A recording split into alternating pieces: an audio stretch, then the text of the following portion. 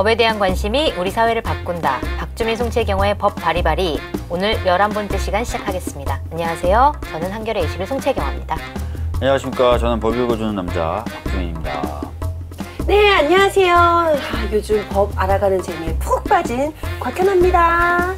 네, 그리고 오늘 안진걸 참여연대 공동사무처장님 나오셨습니다. 네, 고맙습니다.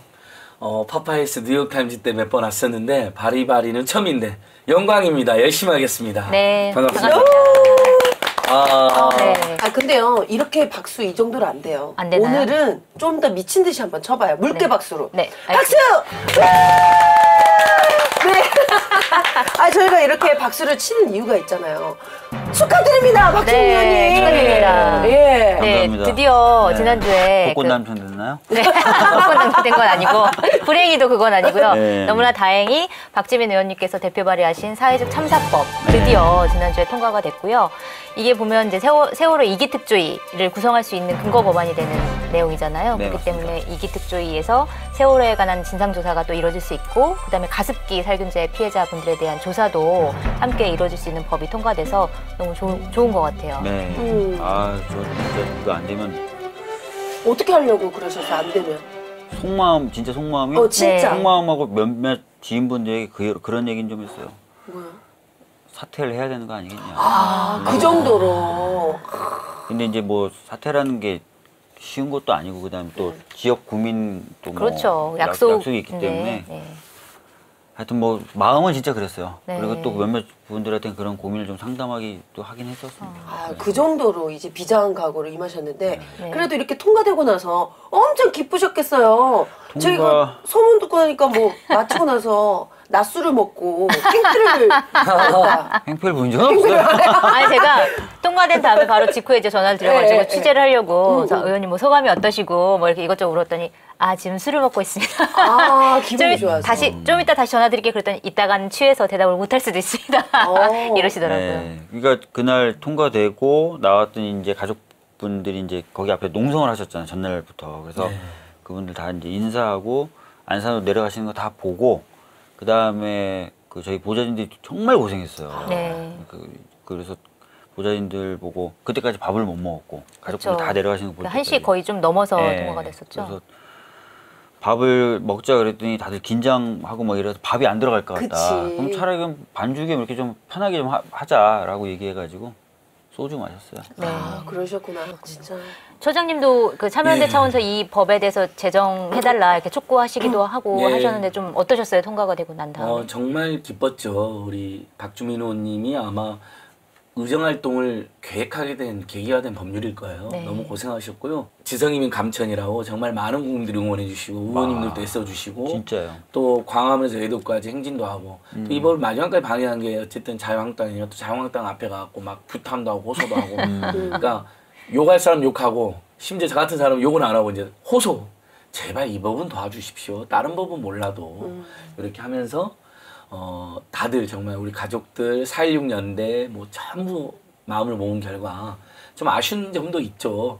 많은 국민들이 아니 왜 그 진상규명을 방해한 자유한국당 의원을 3인이나 추천을 해? 뭐 이런 네. 지적도 하시지만 그래도 이제 국회라는 상황이 타협도 이루어지다 보니까 또 아쉽지만 일단 통과돼 너무 기쁘다. 네. 다들 그런 좋은 반응입니다. 네. 그렇군요. 근데 또 저희가 참 의미가 있는 게 저희 법 바리바리 하면서 의원님이 내셨던 이 법안이 저희가 얘기를 했는데 이게 또 통과가 됐잖아요. 그러니까요. 자, 이것도 큰 의미가 있는 네, 것 같아요. 10회 방송했는데 그 중에서 처음 통과된 법안. 네. 그러면 앞으로도 10번당 하나씩 법 통과시키면 굉장한 성과예요. 이거 어마어마한 거 아니에요? 대단하죠. 그럼 여기 다 나오려고 하시겠네. 그러겠죠. 다들. 좋다. 통과되려고. 10번당 하나면 대단한 거죠. 대단한 거죠. 국회의원들도 19대 때를 분석해보면 5%예요.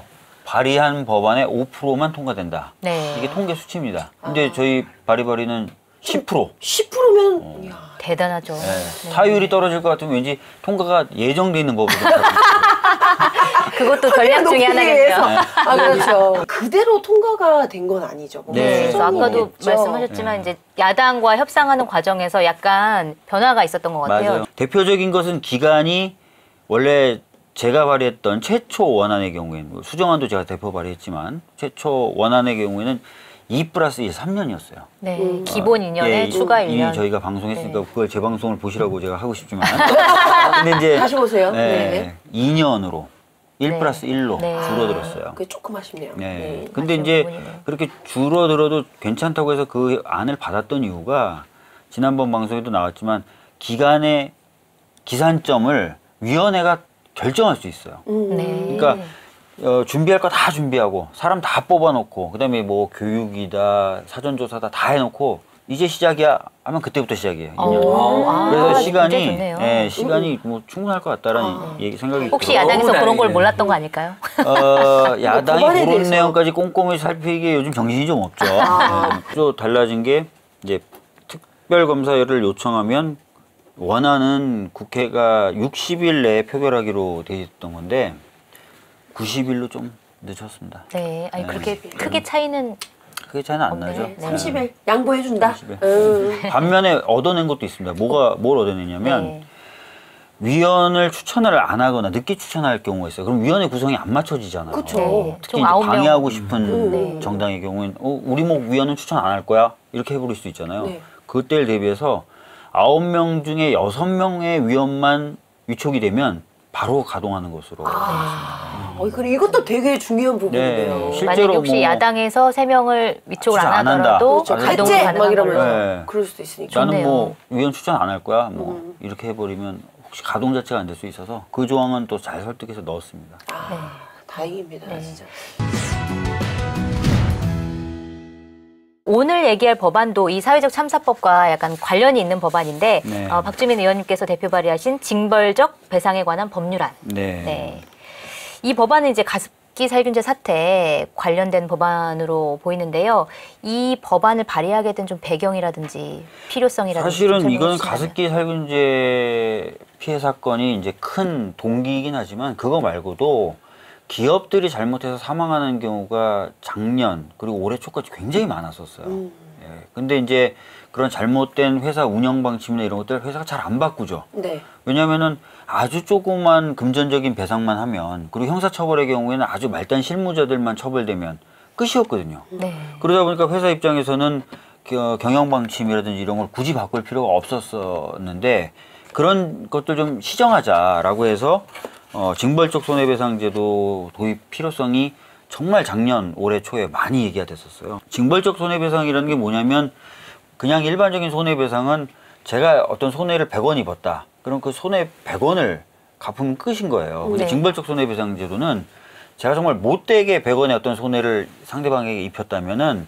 100원만 갚는다고 끝나는 게 아니라 약간 징벌적으로 그 액수의 3배, 4배, 뭐 5배, 6배 이렇게 네. 물어내라고 해서 손해배상이 곧 징벌이 되도록 아, 그렇게 만드는 내용입니다. 네. 그래서 보통 최근에 발의됐던 징벌적 손해배상 제도의 경우에는 대략 3배를 하고 있거든요. 네.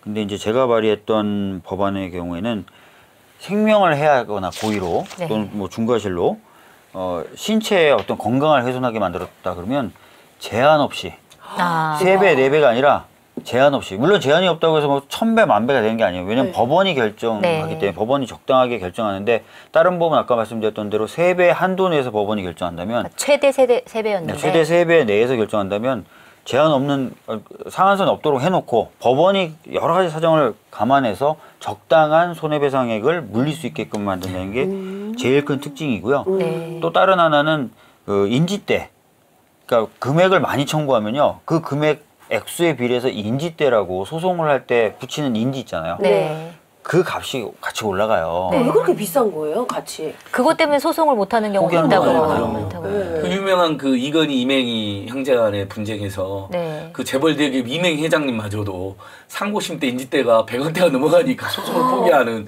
웃지 못할 일이 있었습니다. 근데 인지대가 뭐 그 사람들이야 100억이면 그렇다 뭐. 치더라도 네. 우리 쌍용자동차 노동자들이라든 해고 노동자들 손배소 당했잖아요. 네. 항소해야 되잖아. 상고해야 되잖아. 항소하면 1.5배, 상고하면 2배로 또 올라가 인지대. 맞아요. 아이고야. 우리 의원님 너무 잘했을 텐데. 네. 그러니까 억울해가지고 항소하고 상고하는 거잖아요. 네. 근데 더 못하게 해놓은 거예요. 맞습니다. 네. 이것도 계획다되니까 아마 의원님이 저 법안은 저희들도 의원님이랑 같이 만드는데 인지대 법안 설마 인지대 때문에 저기 소송 못하고 그러면 안 되잖아요. 그렇죠. 그러니까 의원님 너무 잘 노는 거예요. 인지대를 2천만 원 못 넘게 해놓은 겁니다. 징벌적 그러니까, 손해배상 제도는 아까 말씀드렸던 대로 손해배상 액수를 클 수가 있거든요. 크게 잡는 게 특징인데 네. 크면은 큰 대로 금액을 올려서 인지대를 내라 그러면은 못 하잖아요. 그러니까요. 그래서 인지대에 대한 특칙을 좀 넣어놨다. 아, 이거 진짜 중요해요. 그런 네. 내용이고 참고로 말씀드리면 인지대 관련된 법도 발의해놨습니다 제가. 아, 그런가요? 네. 따로? 어떤 거? 그 인지대 상한제 이렇게 해서 담아놓으신 것 같은데 네. 그렇죠? 그러니까 국가가 잘못해서 국가를 상대로 청구하는 손해배상 소송하고 국가가 잘못해서 국가의 어떤 잘못된 행위를 취소해달라는 행정소송의 경우에는 인지대를 대폭 그렇죠. 줄이는 걸로. 국가가 잘못했는데 국가를 상대로 소송을 제기했는데 국가가 돈을 받아. 그럼 이상하잖아요. 아, 그건 좀 네. 이상하네요. 네. 전 궁금한 게 그럼 왜 그렇게 이렇게 높게 받는 거예요? 일종의 이제 재판 경비다라고 생각을 하시면 되는데 법원에서는 이 인지대 기능 중에 하나로 공개적으로 드러내놓고 얘기하진 않지만 남소 방지. 소송이 막 빗발치는 거를 네. 막는 장치로도 봐요. 근데 그거 별로 안 좋은 거 안 아닌가요? 좋은 거죠. 그러니까 공개적으로 막 얘기하지 못해요. 그러면 약간 돈 없는 사람은 소송하지 마. 약간 그런 이런 말씀 거. 나왔습니다. 그래서 실제 저번에 민변이랑 서울 변호사협회에서 인지대 개혁 토론을 했었는데요. 맞아요. 제가 갔었는데 법원 판사님 나오셨어요. 근데 남소 가능성이 실제로 있다. 소송 우리가 이제 합리적인 사회적 중재 기능이 요즘 약하잖아요. 그러다 보니까 너무 법원으로 몰리는 경향이 있는 건 맞거든요. 거기서 억울한 사람, 가난한 사람 소송도 못하게 하는 건 더 큰 문제거든요. 그렇죠. 맞아요. 그래서 남소 가능성이 일부 막는 기능이 있어. 아까 우리 포기한 분이 있다면 이명희 씨도 포기했잖아요. 네. 재벌도 포기했으니까 일반 시민, 서민, 중산층 얼마나 많이 포기했겠어요. 근데 바로 그때 포기한 사람 중에 정말 억울한 사람은 얼마나 기가 막히게 많죠. 했어요. 돈 때문에 포기하면. 그러니까 일단은 인지대는 개혁을 하고 상한제도 두고 그다음에 이제 남소가 명백한 경우에는 또 다른 보완 장치를 두는 게 맞다. 그렇게 토론이 그때 이루어졌어요. 그때 거기서도. 예. 다른 국회의원분들도 이 법안을 굉장히 많이 같은 법안을 발의를 많이 하셨는데 많이 비슷한 사례들이 반복됐었으니까요. 기업들의 네. 고의나 중과실에서 막 사람들이 죽고 다치는 일들이 너무 많았습니다. 네, 좀 이게 심각한 사안이다 보니까 한 20분 이상이 징벌적 손해배상 관련된 법안을 발의하셨는데 뭐 3배, 10배 이렇게까지 발의하신 분이 있는데 의원님은 혼자서 특별히 쓸건 한도를- 네, 쓸건 한도를 팍 써야죠. 없애는. 남자다. 네, 남자다. 남자답게. 그리고 사람답게. 그리고 사람 죽거나 다치게 만들려면은 기업 망할 각오하고 해라. 네, 맞아요. 고의나 중과실로 사람 다치거나 죽게 할 거면 기업 내놓을 각오를 하고 해라. 이렇게 이런 해야 취지예요. 게 맞는 건데 사실은. 소장님은 이게 이렇게 무제한이 어떻게 굉장히 의미가 있는 게요. 네. 얼마 전에 그 미국에서도 유명한 존슨앤존슨 썼다가 유방암 걸린 여성이 배상 판결을 그런 6천억 정도를 받아낸 거로 지금 알려져 있거든요. 네. 그 뭐냐면 암 걸리게 하고 죽게 만들면 그 정도는 배상이라는 건 사람의 목숨은 다시는 못 돌아오잖아요. 첫 번째. 네. 두 번째, 그렇게 엄청난 배상의 위험이 있어야지 정말 안전하게 철저하게 국민들 건강 생명을 지키는 제품을 내놓을 거 아닙니까? 그렇죠. 그런 동기부여를 만드는 거거든요. 근데 네. 딱 벌써 우리 청취자들, 시청자들 한번 생각해 보세요. 3배. 대기업 입장에서는 그거 내버릴 수도 있는 거거든요. 그러니까 경계가 덜 됩니다. 10배는 의미 있다고 봅니다. 저희도 10배는. 근데 방 의원님 법안처럼 무제한으로 함으로써 사실 돈으로 보상받을 수 있는 건 아니지만 피해자들도 최대한 그거로 배상을 받을 수 있게 하고 회사는 회사들대로 정말 특단의 주의를 기울이게 만드는 그런 법률이라고 하겠습니다. 아, 그래서 그렇군요. 미국 같은 경우를 보면은 굉장히 이제 확실하잖아요. 이 금액도 어마어마하고.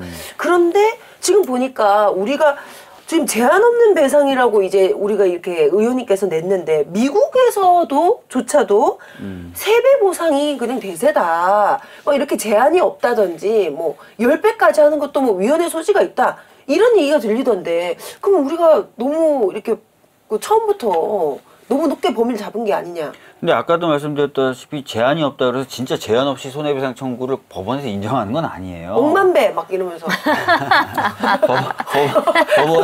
법원이 그렇게 좀 이상하지 않고요.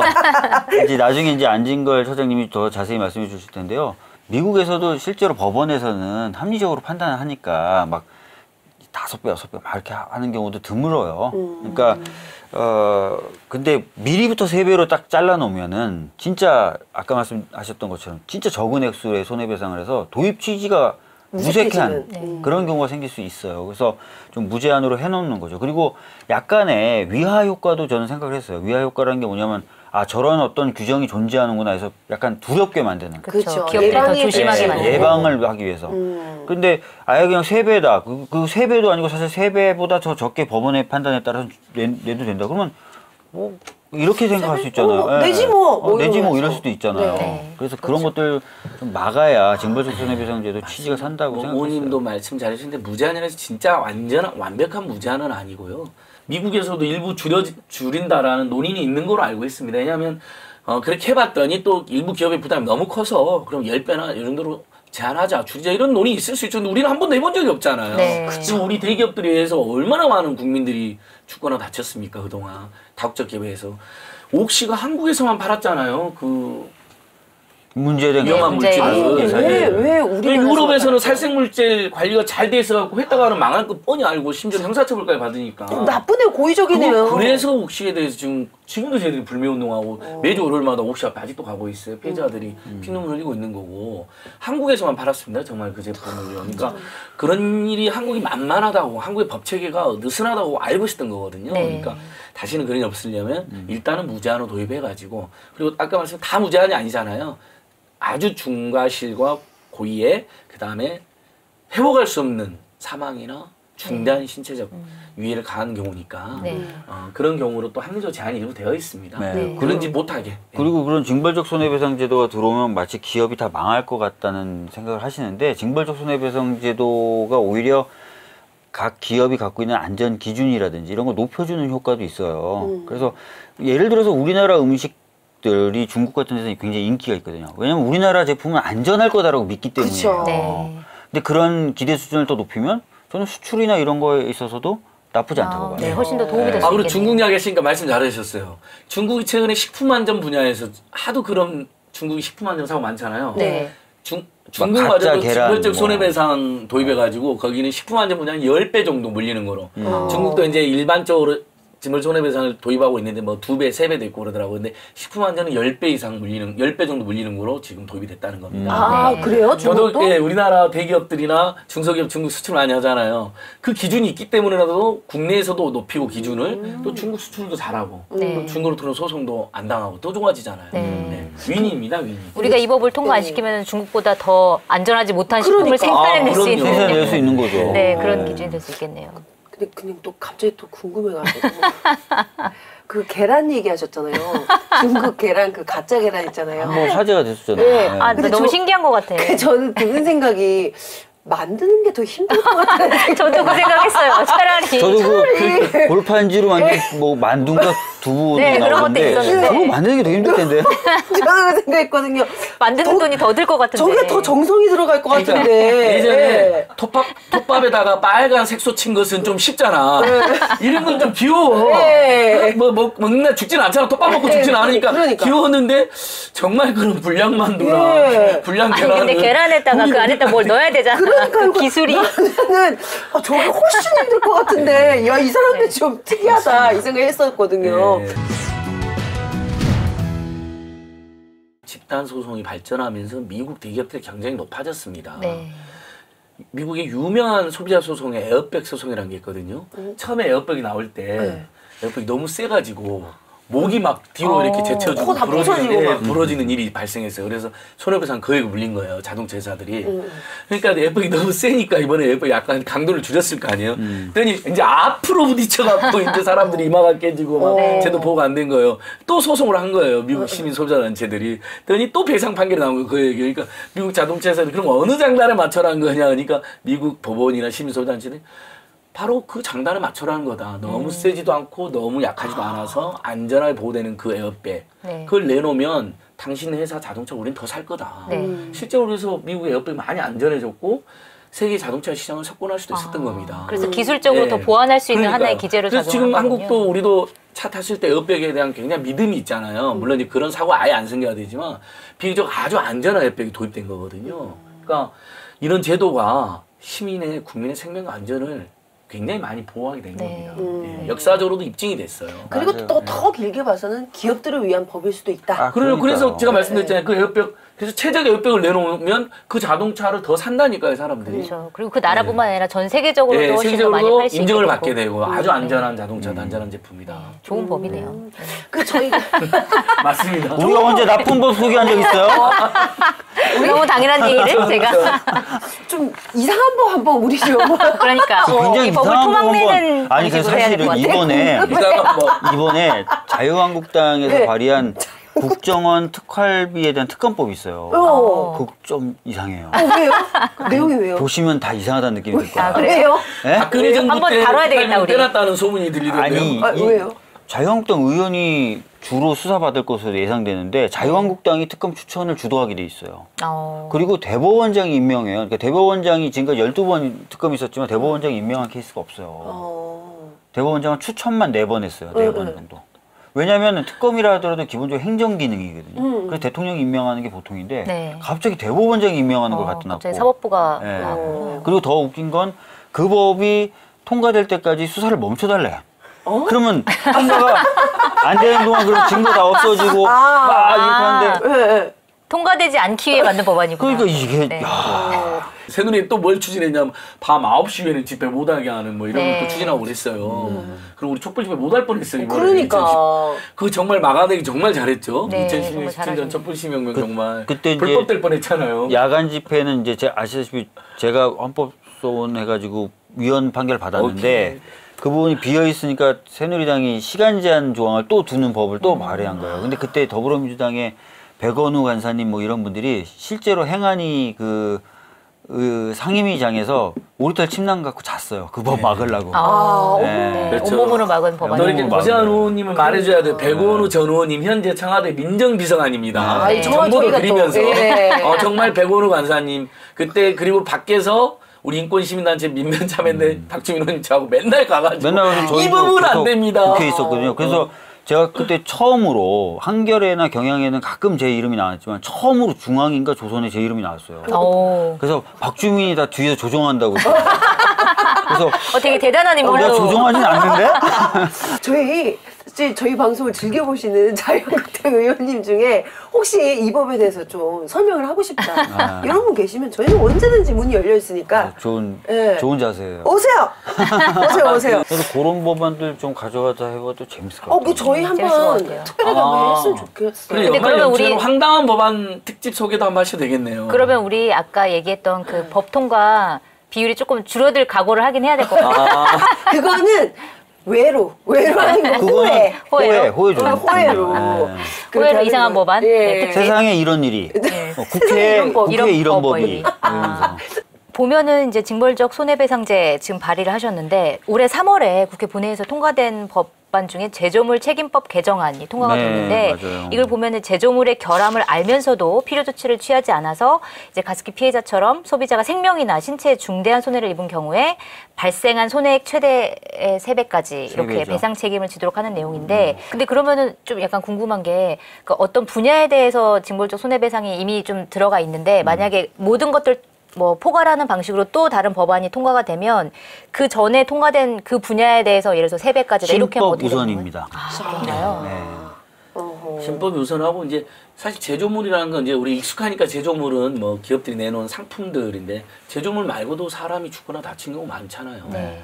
그러면 의사가 고의로 그럴 수도 있고 물론 그런 경우가 거의 없어야 됐지만 아니면 의사가 중대과실하는 경우도 있잖아요. 네. 아니면 그런 것까지 또는 다 다른 포함돼요. 용역이나 서비스로 인해서 그런 일을 겪었다든지 그러니까 의원님 법안이 제일 나은 겁니다. 네. 이 가습기 살균제 피해자분들에게 옥시가 과연 충분한 뭐 배상을 했는지에 대한 부분에 대해서 많은 사람들이 한 거 아니야? 이렇게 생각하는데 네. 실제로는 어떤가요? 실제 옥시가 정확히는 공개를 안 했는데요. 네. 이제 저희가 파악한 것으로는 당시에 이제 옥시 피해자들 중심으로 그들을 돕던 이제 환경보건시민센터라는 이제 NGO가 있고 그다음에 민변 또 우리 환경위원회 변호사님들이 많이 도와주셔서 소송을 일부 하고 있었거든요. 네. 근데 옥시가 어쨌든 질 것 같고 사회적인 규탄 여론이 극심하니까 중간에 이제 합의금을 내놨는데 아동 기준으로 한 10억 정도 내는 것으로 지금 확인이 되고 있습니다. 네. 성인이나 노인분 돌아가시면 훨씬 금액이 아마 적을 거예요. 네. 근데 뭐 10억은 우리나라 역사상 따지고 보면 작은 돈은 아닙니다. 근데 왜냐하면 우리나라 법원이 그 사망 사고에 대한 이자를 너무 박하게 인정, 1억도 안 되게 인정해왔기 네. 때문에 근데 이제 다만 우리 옥시 피해자들, 가십사금 참사 피해자들이 옥시에 대해서 계속 분노하고 규탄하는 것은 보통은 손해배상 얘기라는 게 물론 법원이 정해주기도 하지만 그 가눌 길 없는 슬픔을 당한 분들이 요구를 할 수가 있는 거거든요. 옥시는 요구도 안 들어보고 본인이 그냥 일방적으로 정한 겁니다. 네. 예, 우리가 뭐 몇 억 주겠다.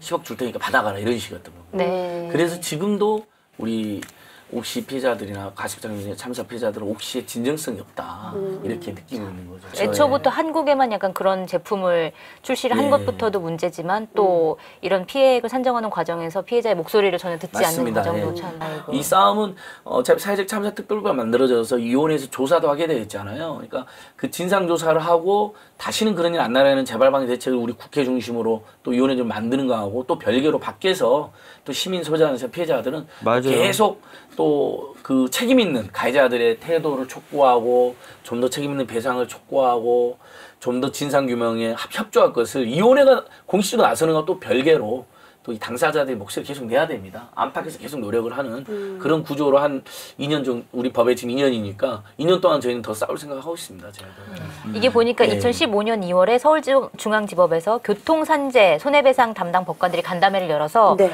원래는 사망사고 위자료 산정 기준액을 8천만 원이었는데 1억 원으로 올렸다. 그래서 아까 말씀하신 대로 우리나라 법원이 판결을 하게 되면 죽었을 때 1억 원, 죽지 않으면 그거보다 이거는 이하로. 이제 위자료예요, 위자료. 아, 이거는 또 다른 위자료. 부분인가요? 네. 네.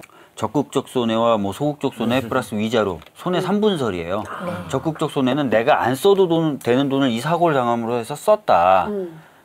이게 이제 적극적 손해고, 소극적 손해는 내가 안 다쳤으면 벌었을 돈인데 네. 못 벌었다. 그 다음에 이제 위자료는 마음이 또 아프잖아요. 네. 근데 이제 지금 말씀하셨던 1억이다, 8천만 원이다, 이건 위자료. 위자료. 손해 3분 중에 위자료에 대한 금액 가이드라인이고요. 이 적극적 손해와 소극적 손해를 계산하는, 적극적 손해가 자기가 이제 쓴 돈이니까 그 영수증 같은 거 모아가지고 우리 이만큼 썼어. 그러면 그걸 주면 되는 거고, 소극적 손해, 일시이익이라고 하는 것은 호프먼 방식이나 이런 것으로 계산을 해요. 계산을 하는데 그 어린아이들은 직업이 없잖아요. 네. 그러니까 도시 일용 근로자를 기준으로 계산합니다. 아, 이 사람이 일용직 노동자였을 때 얼마를 받았을까? 왜냐면 직장이 없으니까 이 사람이 네. 뭐가 될지 모르니까 그렇죠. 그냥 도시 일용 근로자의 하루 노임을 기준으로 계산을 해요. 산정을 하는군요. 그래서 그건 딱 정해진 공식이 있습니다. 방금 말씀드렸던 손해 3분 체계, 일시이익 계산 방법, 적극적 손해 계산 방법 딱 다 정해져 있어요. 그래서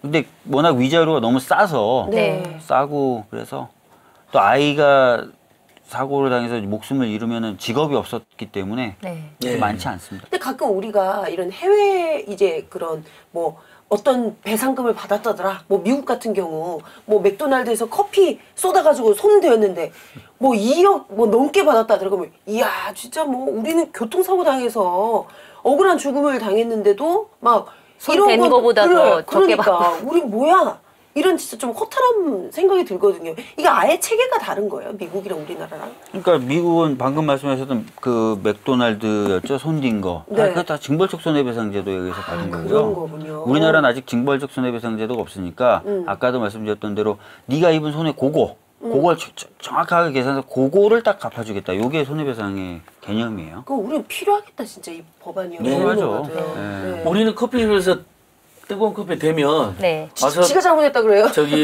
왜 부주의하셨어요? 그러니까. 끝나거나 네. 아니 두 개를 끼지. 그래서 막 라고 항의하고 해서. 있으면 장사에 방해되니까 잠깐 나가주실래요? 그래서 일단 밖에 나가야 돼. 창조를 돼. 인간의 존엄성 또 인간이 어떤 상처나 고통에 처했을 때 우리 사회가 대하는 방식이 굉장히 반인간적이었던 거죠 그동안. 그렇죠. 그래서 이번에 그러니까 그러다 보니까 참사까지 벌어진 거라고 저희들은 보거든요. 너무 평소에 많죠, 그게. 사람한테 함부로 대하는 문화. 그러면 예를 들면 오래된 배 20년에서 25년 늘려가지고 사고 가능성이 높아도 혹시 괜찮겠지 하고 운행해버리고 그러다 대형 사고 나고 타워 크레인 요즘 계속 무너지잖아요. 네. 다 중국에서 수입한 것들 싼 안전장치 제대로 안 돼 있는. 안전 점검도 안 하고 뭐 연식도 다 속이고 심지어는 언제까지 써야 된다는 규정도 없는 거예요. 30년, 40년 쓰다가 당연히 무너지는 거죠. 근데 누가 죽습니까? 하청, 자청, 비정규 노동자들만 죽거든요. 그러니까 이게 다 연동되어 있는 것 같아요. 그래서 저는 징벌 손해배상은 한국에 완전히 사람 중심의 문화, 사람이 먼저다라는 말도 있는데 그런 문화로 가는 가장 중요한 제도가 될 거라고 생각합니다. 같이 또 통과될 수 있는 법안이 이제 집단소송제. 네. 이게 되면은 또 집단소송제. 집단으로 소송을 하게 되면은 다시 훨씬 더 커지겠죠. 네, 커질 근데 수 저 있는. 집단 소송 한 적 있어요. 예전에. 법에 따른 집단 소송은 아니고 여러 명이 모여서 소송을 제기했다는 거예요. 집단적으로 모여서 네. 소송한 거예요, 그게. 보통 그러면 그러니까, 떼 소송이라고. 떼 소송. 아니 예전에 무슨 뭐지 저희 인적사 뭐 이런 개인 정보가 유출됐다고 그러니까. 예. 다 100원씩 내라 그래가지고 제가 100원 냈거든요. 이제 그게 네. 집단 소송이 없다 보니까 네. 집단 소송제가 없다 보니까 원고를 일일이 다 모아야만 되는 거예요. 집단 소송제가 있으면 한 사람이 하더라도 그 효과를 동일한 피해를 본 여러 사람이 나눌 수도 있고요. 아 네. 그렇구나. 그렇게 됩니다. 예. 그러니까 저번에 그 최근에 유명한 집단적 소송, 법률 집단 소송이 안 되니까 네. KB 농협 롯데가 무려 1억 명의 개인정보 유출해가지고 그거로 지금 민변 참여인데도 소송하고 뭐 온희룡 지사도 뭐 당시에 소송하고 막 그래가지고 1인당 10만 원씩 배상 판결 나왔는데 네. 그거 정말 참여인데도 100명 모으는데도 힘이 들더라고요. 아. 근데 어떤 경우는 뭐 1000명 모아서 하기도 하고 근데 일일이 다 모으는 거예요. 아 그렇구나. 그러니까 소송이 번거롭고 힘이 드는 거죠. 근데 집단 소송제가 도입되면 누군가 한 사람이 소송을 했어요. 네. 이겼어. 그러면 나도 저거 똑같은 케이스인데 똑같은 케이스라는 것만 입증하면 이기는 거죠. 야 네. 너무 좋다. 그러니까요. 증권 관련 집단 소송제만 지금 우리나라 도입됐거든요. 우리 국민들 집단적으로 손해 받았지만 소송할 수가 없어요. 네. 일일이 다 해야 돼요. 증권 관련 집단 소송은 지금 10건도 안 됐습니다. 도입했는데. 실제로 증권 투자하는 사람만 하는 거예요. 그리고 맞아요. 일반 서민 중산층이 증권 투자 안 하고 억울한 일 당한 사람은 곽현우 선생님, 우리 송채경 기자님 저 이렇게 집단적으로 손해 다니는 일일이 소송해야 돼요. 얼마나 번거롭고 피곤합니까. 돈도 많이 들고. 제가 이제 집단 소송 관련돼서 굉장히 재밌는 기억이 하나 있는데 아주 뭐예요? 전문가세요, 전문가. 집단 소송 중에 하나로 어떤 걸 도입하려고 했었냐면 새누리당이 집회 시위에 참가한 사람들에 대해서 집단 소송을 하는 걸 도입하려고 했었어요. 뭐냐면 집회 시위를 하면 인근 상가나 이런 데 장사가 안 된다는 거예요. 네. 그럼 상가 분들이 모여가지고 집단 소송을 할 수 있게 하려고 했었어요. 그래서 그 법안이 나와서 막 쟁론이 부딪혀서 이제 공청회를 열었는데 거기 저희가 이제 초대를 받아서 참고인 전문가 증인으로 불려가서 이제 하는데 새누리당도 예상치 못한 갑자기 발언이 나오면서 그 법안이 확 묻혀버렸어요. 어떤 발언이죠? 전경련에서 변호사가 한 명 나왔거든요. 네. 근데 전경련에서 나온 변호사가 그 법을 극렬하게 반대하는 거예요. 오, 그러니까 귀여워. 새누리당이 깜짝 놀라. 야, 본인들이 섭외한 아니 집회 시위 우리 편인 줄 야, 알았는데. 집회 시위 그 지역들이 얼마나 피곤해하고 짜증나냐. 너희들 상대로도 맨날 집회 시위하고 그래서 우리가 너희들 위해서 만든 법이야. 이러는데 저희들은 절대로 안 됩니다. 그래서 계속해서 다시 확인하는 거야. 아, 왜 그래? 너 전경련에서 나온 거 맞지? 심지어 전경련에서 나온 거 맞지 않냐? 까지 확인하는데 극렬히 반대한다. 그래서 왜 도대체 그러냐 그랬더니 저희 전경련은 어떠한 형태이든 집단소송제는 반대합니다. 집단소송제가 한 번 들어오기 시작하면 범위가 넓어지기 때문에 어떠한 형태로든 집단소송제는 반대합니다. 이렇게 딱 하죠. 그래서 또 다른 의미에서. 새누리당 의원들이 딱 그냥 아 이거 접어야 되겠네. 야 이거 되게. 그래서 그 법은 재밌다. 그 이후로 논의도 안 되고 그냥 사라져버렸어요. 그 실제로 정경련이 증권 관련 집단 소송제 도입할 때도 결사 반대했거든요. 네. 그걸 지금 그 유명한 우리 장하성 교수, 김상조 교수님 팀이 당시 야당들과 우리 이제 민주당 등과 협의해가지고 정말 겨우겨우 설득해서 통과된 거거든요. 그 집단 소송제 같은 경우에도 특정 분야가 아니라 전반적으로 다 할 수 있도록 하는 법안이 네. 지금 발의가 돼 있는 그렇게 상황인 거죠. 해야 되는 그렇죠. 되는 범위를 거고. 그렇죠. 그렇게 소비자 해야지, 집단 그렇죠. 소송으로 특정한 법안도 제출되어 있고 일반 집단 소송법으로 제출돼 지금 있고. 그 얼마 전에 국회 사무총장 그만두신 우윤근 전 의원님이 네. 지난 19대 국회 때 일반 집단소송법도 여러 번 냈었고 네. 또 우리 야당 의원님 당시 야당 의원님들이 집단소송법 많이 냈습니다. 네. 근데 전경련에서 그렇게 반대를 또 그 하는데 우리 엑스맨이라고 여겼던 그분 안에서 상당히- 그거 도입될 뻔했어요. 아니 근데 그거 이해가 안 너무 가는 게 웃겨. 시위할 때 시위를 하면은 주변 상가들이 장사가 잘 되지 않나요? 그러니까 좀 약간 이해가 안 사실은 가던데. 이제 네. 그러니까 커피숍도 사람이 꽉 아 차는데. 그리고 시위하러 가면 식당들 막 오, 다 꽉 차 장난 있고 아니에요. 엄청 그 이익 보던데. 박근혜 대통령이 유일하게 잘한 게 뭐냐 국민을 대통합시킨 거하고 네. 서울 전역에 상권을 활성화시켰다. 아, 그러니까. 이게 실제 시민들 분석이고 실제 상권이 활성화됐대요. 네. 광화문, 시청, 종로 이런 데는 다. 실제로 2008년도 촛불 집회 때 네. 촛불 집회가 열렸었던 광화문 주변의 상인들을 시변이라고 하는 시민 저도 플레임 기억 시민과 함께하는 변호사들이라는 시변. 보수적 변호사들이 좀 원고로 모아가지고 그 광우병을 주도했던 참여연대나 몇몇 단체 상대 손해배상 청구 소송을 했었어요. 네. 제가 한번 당했죠. 네. 아, 당하셨군요. 했었는데 원고들이 이제 자기네들 손해 봤다 그래서 저희들이 이제 재판부에 요구를 했죠. 손해 그때 뭐 어떤 걸 받았냐? 좀 증명을 해달라. 그러니까. 뭐 카드 명세는 이거 좀 내달라. 해서 내줬는데 매출이 늘었어. 그럴 줄 알았어 내가. 늘었어. 그리고 매출이 줄어든 집이 있었는데 그건 저희 때문에 줄어든 게 아니고 경찰이 그 집 앞에 차벽을 2중 3중으로 친 거예요. 그래서 경찰한테 해야지. 경찰한테 손해배상을 청구하시라 우리가 안내드렸어요. 저희가 저기 선생님 번지수 잘못 찾으셨어요. 이건 경찰한테 하면 이길 것 같은데 우리가 도와드릴까요? 저희들이 광화문 일대 제가 그런 이야기 했는데 저희가 도와드릴게요. 그래서 이놈들한테 소송합시다. 그 사건 다 이겼죠. 그래서 그러니까. 안타깝게 너무 일부 웃기다. 그 시민과 변호사 일종의 게임에 빠져든 분들이긴 한데 그분들 소송이 다 패소하셨어요. 네. 마지막으로 이제 법안 통과 가능성을 그렇죠. 봐야 될 것 같은데 오늘 얘기를 해보니까 왠지 잘 안 될 것 같은 느낌이 막 아니, 드는데요. 아, 너무 걱정돼. 네, 그러니까 뭐 또 항상 좋은 정경련에서 법안은 어떤 분이 와서 저희는 어떤 형태든 징벌적 손해배상제도는 반대합니다. 이럴 수도 있죠. 그럴 수 있죠. 어떻게 좀 보세요, 의원님? 아 실제로 그래서 이 부분에 대해서 가능성. 저희들이 많이 법안도 발의하고 논의도 활발하게 하는데 논의는 잘 안 돼요. 그러니까 이제 국회에서? 예, 네. 뭐 기업이 어려워진다부터 시작해서 반대 논리와 또 반대 논리를 갖고 계신 분의 저항이 세죠.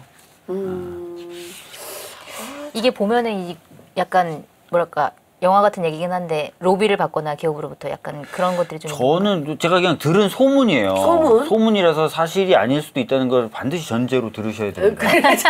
이번에 이 사회적 참사법을 통과시키려고 할 때 네.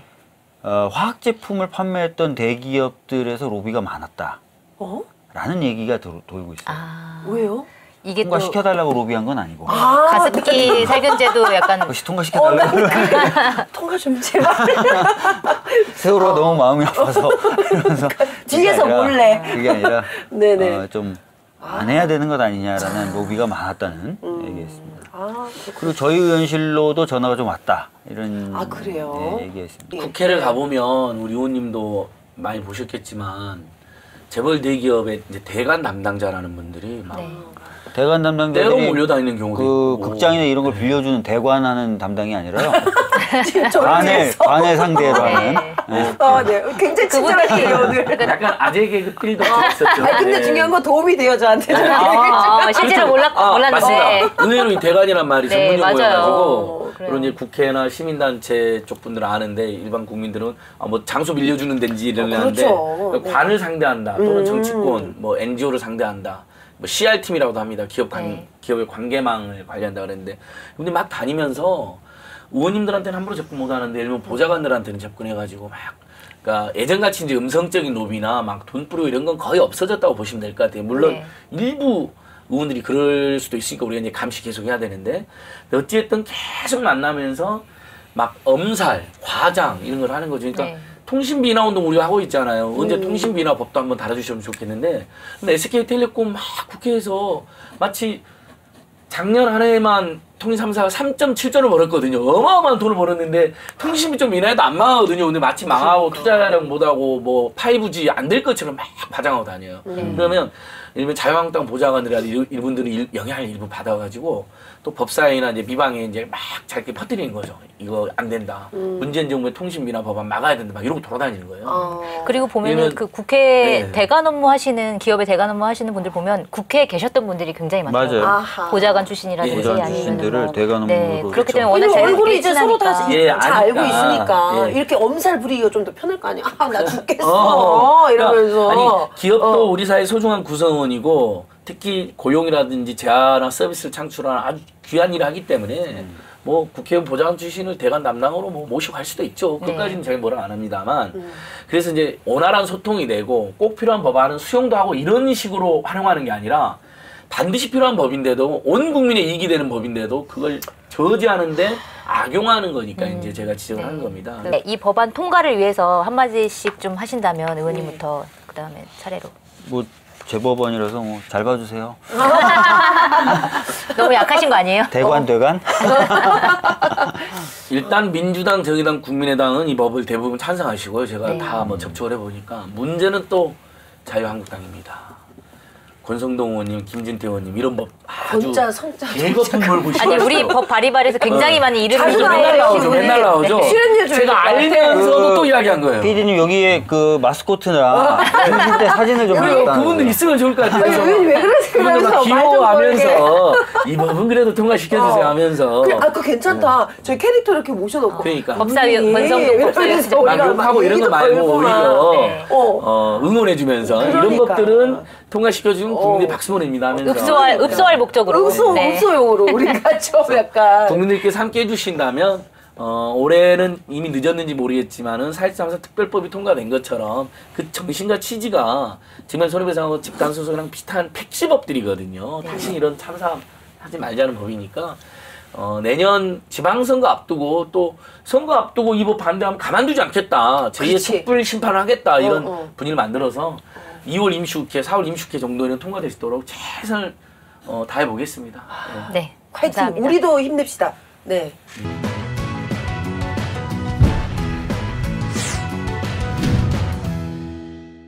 여러분께서는 지금 우리가 주인 되는 법 이야기 박주민 송채경화의 법 발의를 보고 계십니다. 이법저법 코너에서 오늘 다룰 법안은 역시 박주민 의원께서 대표 또? 맡으신 네. 아, 왜 이렇게 법을 많이 발의한 거야? 민망하지 않으세요? 네? 네. 네, 이 법은 국회의원 면담법.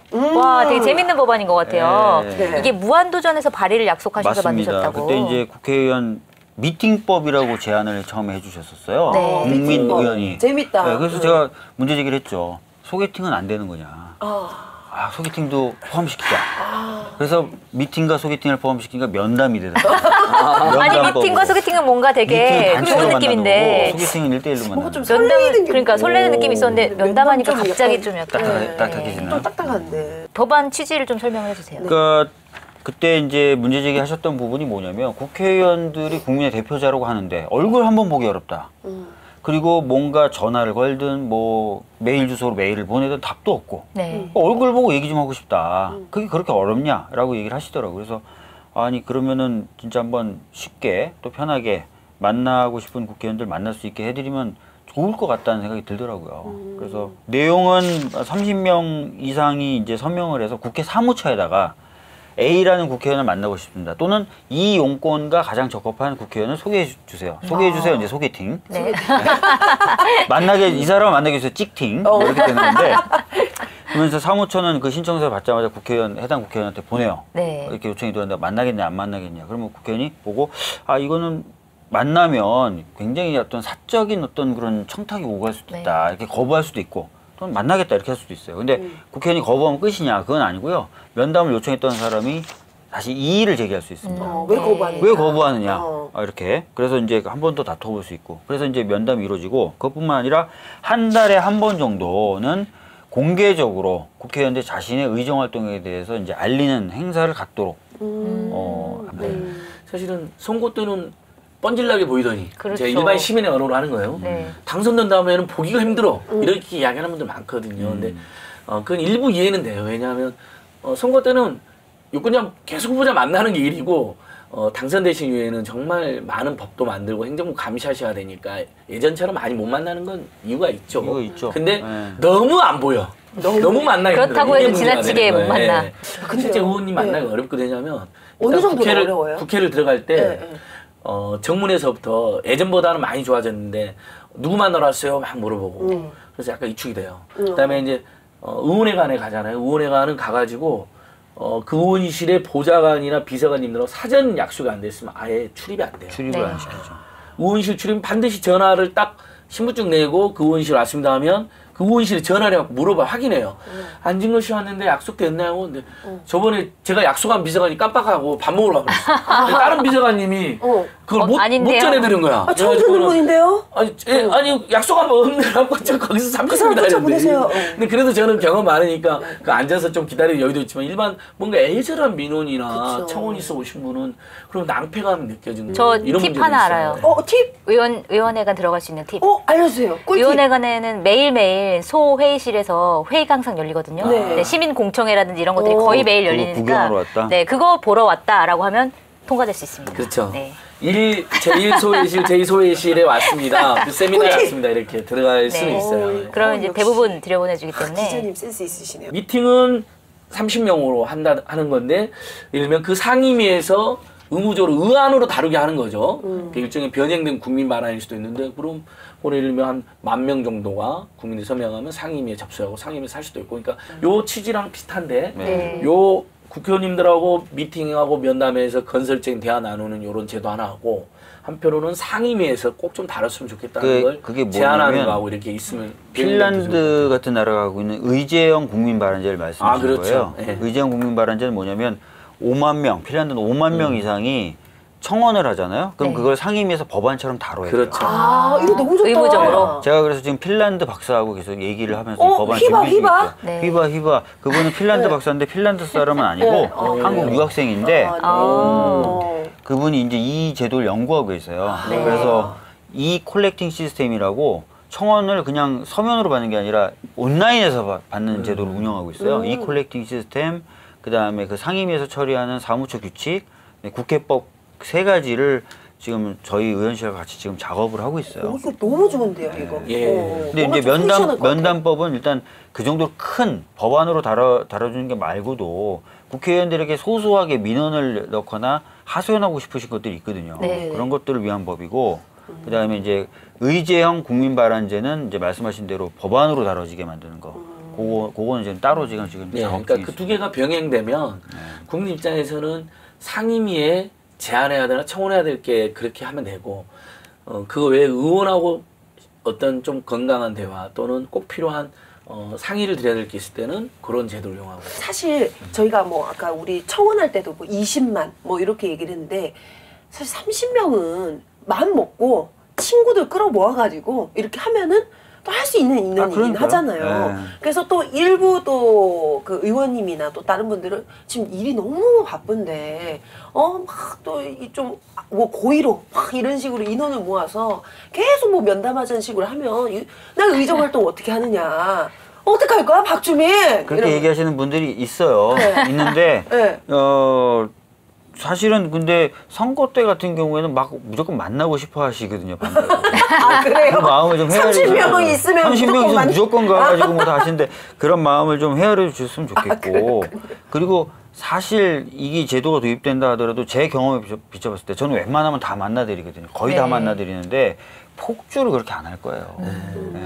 또 무한도전은 팀도 그렇고 우리 의원님도 그렇고 이런 법들을 생각해주고 추진하는 것 자체가 그러니까요. 너무 귀엽고 네. 너무 주권자 그냥 주권의식 쩔잖아요. 그렇죠. 마음에 들잖아요. 네. 진짜 볼이 있다는 그러니까 발상만으로도 네. 좋은 기분 좋은 실제로 법 이 법을 만들기 위해서 그때 제안해 주셨던 국민의원분도 모시고 네. 일반 시민분들도 한 40-50분 모셔가지고 각 테이블 한 테이블 5-6개 나눠서 토론을 하시라 그랬어요. 그래서 토론하신 내용을 정리해 보니까 이 법안이 되더라고요.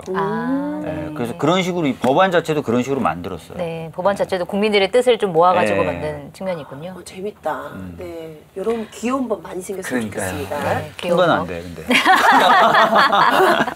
네, 이 법과 관련해서 또 시청자분들에게 한 말씀 하신다면? 아니요, 사실은 이제 국회의원들을 만나기 어렵다, 또는 국회의원들은 굉장히 먼 존재다. 이게 어떻게 보면은 국회의원에 대한 불신과 혐오의 주 원인이 되기도 하거든요. 그래서 저는 국회의원들 입장에서도 오히려 더 자주 만나 뵙고 국민분들을 또 속사정도 시원하게 얘기하고 하면서 그 혐오와 불신의 벽을 넘을 필요도 있어요. 국회의원도. 또 국민분들도 그러면서 정치에 대한 혐오를 극복하실 필요가 있고요. 그래서 정말 필요한 법이다라고 생각을 하고 몇 가지 우려점은 있겠지만 그거는 운영해 보면서 조금씩 고쳐나가면 된다라고 생각을 합니다. 많은 관심 가져주시기 바랍니다. 네. 와.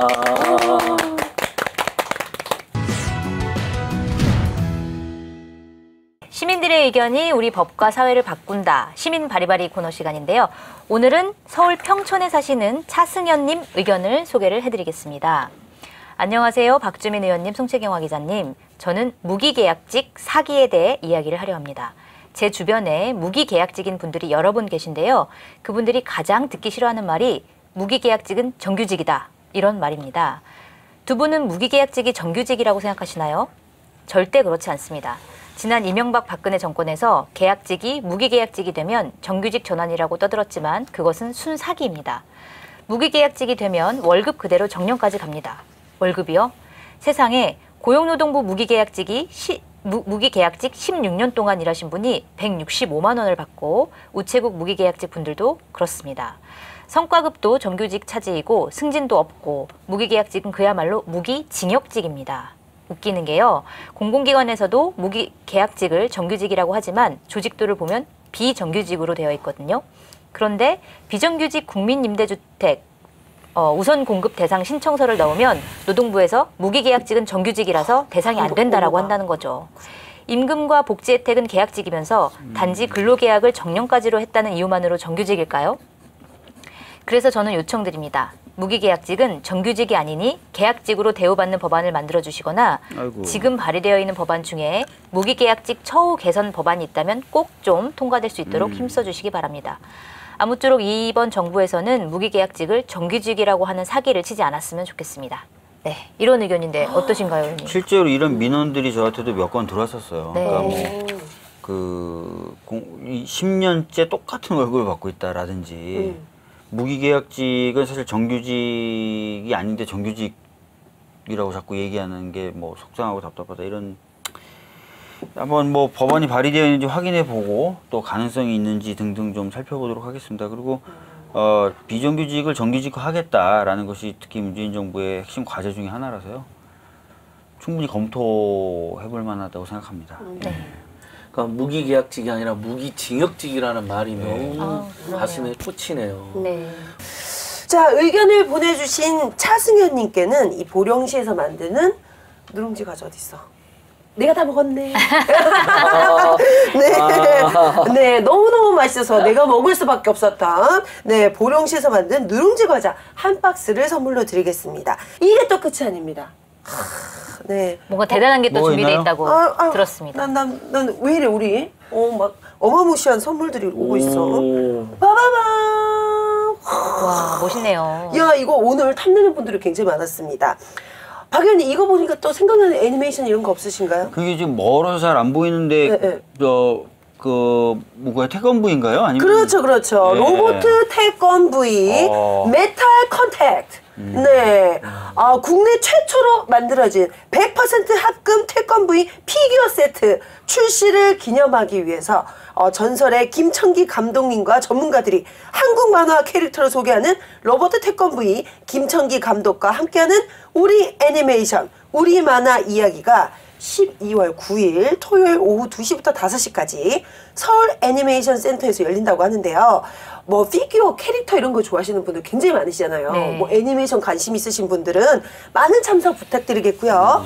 자, 그래서요. 저희가 그런 거 홍보도 해드린 겸 법 발의반에서 시청 소감과 의견을 남겨주시는 시청자분을 선정해서 저희가 30만 원 상당의 이 합금 태권브이. 네. 제가 시청자 소감을 좀 써야 되겠네요. 제가 아는 사람 사주해가지고 쓰라고 나도. 아니 저도 머릿속으로 그 생각했는데 우리 아빠 창피해. 이름 물었을 거야. 곽홍민. 네. 자, 시청자 두 분께 저희가 이 합금 태권브이를 선물해드리겠습니다. 협찬해주신 시작 코퍼레이션 고맙습니다. 여러분들 많이 시청자 의견 남겨주세요. 어디다 남기면 되죠? 네, 의견 남겨주실 거 말씀드리겠습니다. 페이스북 페이지가 있는데요. 박주민 송채경화의 법 바리바리 페이스북 페이지 검색해 주시고 좋아요를 꾹 눌러주신 다음에 거기에 시청자 의견을 올려주시고 성함과 연락처를 남겨주시면 저희가 두 분을 선정해서 선물을 드리겠습니다. 네. 오늘 함께 해주신 안진걸 참여연대 공동사무처장님 정말 감사드리고요. 항상 활발한 모습 보여주시는데요. 앞으로도 꾸준히 활발하게 시민의 권익을 위해서 열심히 해주셨으면 좋겠습니다. 네, 초대해 주셔서 고맙고요. 또 한 번 불러주시면 네. 좋은 법 잔뜩 가지고 오겠습니다. 네. 고맙습니다. 감사합니다. 네, 저희는 다음 주에 더 알찬 내용으로 찾아뵙기를 약속드리면서 박주민 송채경화의 법. 밥 죽이기 먹지 죄송합니다. 죽이지 마요. 네, 박주민 송채경화의 법 바리바리 오늘 여기서 마치겠습니다. 감사합니다. 감사합니다. 와, 오늘 그래도 1시간 반 만에 끝냈네요. 시간